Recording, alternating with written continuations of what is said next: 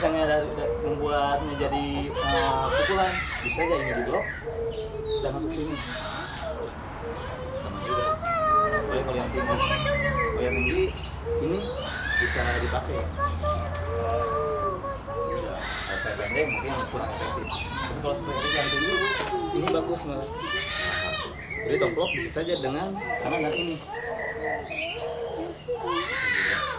Atau mungkin dengan sikut. Dengan sikut ini nempel sini ya. Dengan sikut.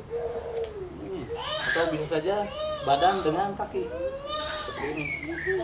Ini toplok juga. Oh ya. Ini. Jadi intinya tomplok sesuatu ke sini, yang lain ke sana. Yang sesuatu ke sini, yang lain ke sana.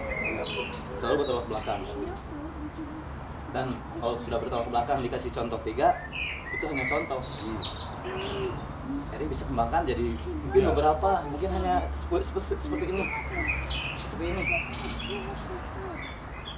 Atau hanya seperti ini. Tapi intinya bertolak belakang. Atau seperti ini. Juga sama. Ini ke sini, ini ke sana. Ini sama juga dengan tomplok tapi dengan ini. Sama. Terbesar seperti tadi. Jadi badan dengan kaki. Kan tidak menggunakan tangan sekarang. Hanya ini. Juga sama. Atau mungkin hanya seperti kita